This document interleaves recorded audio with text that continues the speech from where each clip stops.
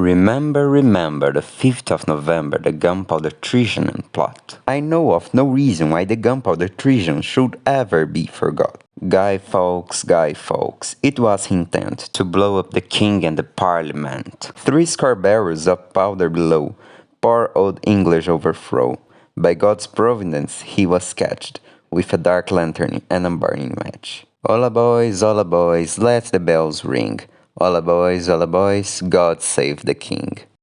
Olá, caros ouvintes, eu sou Mr. Luar e lembrai-vos o 5 de novembro. Vistam suas máscaras da revolução porque hoje iremos ver o que foi a conspiração da pólvora. Vamos começar com um contexto histórico. Nessa época, o rei Henrique VIII da Inglaterra era casado com Catarina de Aragão, mas ele desejava a ruptura do casamento. Ou seja, divórcio. Então ele foi consultar o Papa da época, que era o Clemente VII, que foi contra a ruptura e não anulou o casamento. E em resposta a isso, o rei Henrique VIII, que até então era católico, rompeu com o Papa, aderiu ao movimento protestante e criou sua própria igreja em 1534. No caso, a igreja anglicana, que tinha o próprio rei como chefe. Praticamente uma receita para o desastre.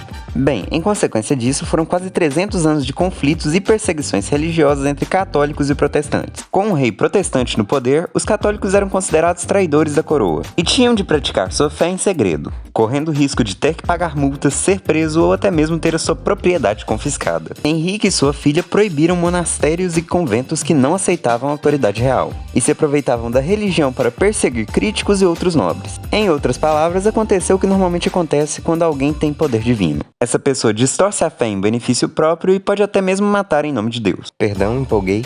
Voltando para a história, em 1603 morreu a filha do rei Henrique, a rainha Elizabeth, dando fim à casa de Tudor, já que ela não deixou nenhum descendente. Iniciando a dinastia Stuart, quem acabou ficando com o trono foi Jaime, que também era o rei da Escócia, que apesar de terem o mesmo governante, Inglaterra e Escócia ainda eram reinos separados. Jaime era protestante, mas sua mãe era católica, o que gerou tanto desconfiança por parte dos católicos quanto também dos anglicanos. Por conta de toda essa disputa política e religiosa, a ascensão de Jaime ao trono motivou duas revoltas. A conspiração menor, que era formada por padres e jesuítas que planejavam sequestrar o rei e fazê-lo aumentar a tolerância religiosa à força.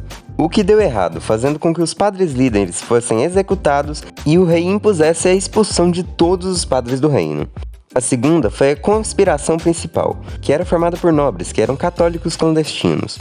Com financiamento espanhol, planejavam derrubar o rei e substituí-lo pela sua prima Lady Arabella, que era simpática aos católicos. Plano que também deu errado, levando à prisão dos principais líderes. Como nenhuma das conspirações foi bem sucedida e além disso aumentaram as perseguições contra os católicos, um grupo decidiu fazer algo a respeito.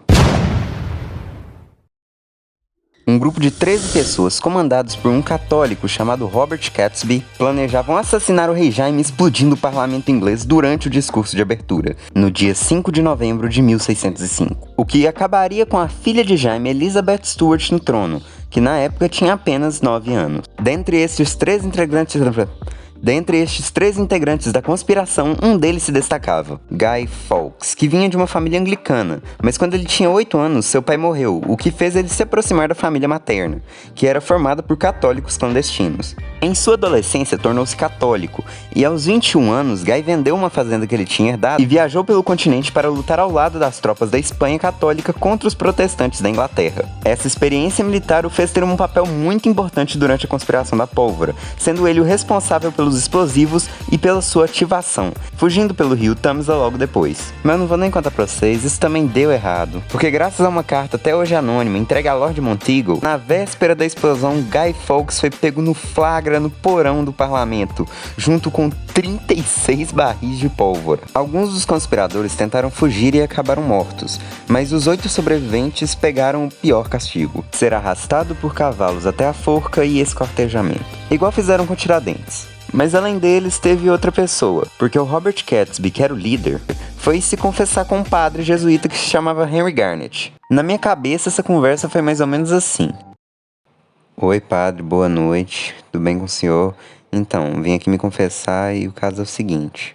Juntar os cria pra estourar o parlamento, matar o rei e todo mundo mais que estiver lá dentro, é pecado ou é justificável? Ou seja, o padre sabia da conspiração, só que ele não podia contar para não quebrar o sigilo da confissão. Consequência, ele foi condenado junto. Já Guy Fawkes também foi morto do mesmo jeito que os demais, porém sua morte ficou marcada de modos peculiares. Até hoje no Reino Unido é comemorado a Noite de Guy Fawkes no dia 5 de novembro, onde eles acendem fogos de artifício, queimam bonecos de Guy Fawkes e também cantam a rima do começo do vídeo, só que essa tem muitas variações. E durante muito tempo o feriado teve um forte teor anticatólico. Guy Fawkes, mesmo capturado e sob tortura, não entregou nenhum de seus aliados e nem os planos que eles tinham. Essa resistência em propósito de defender a própria crença fez com que, anos mais tarde, seu rosto inspirasse a máscara do personagem V das HQs V de Vingança, que depois se tornaria um filme. Na obra, o personagem que se identifica apenas pela letra V luta contra um governo autoritário e fascista do Partido Fogo Norte, e é ambientado em um Reino Unido distópico do ano de 2032, que foi baseado no livro 1984, que já tem um vídeo sobre aqui no canal. O filme popularizou a máscara, que passou a ser usada em diversas manifestações, tornando-se um símbolo de luta contra autoridades.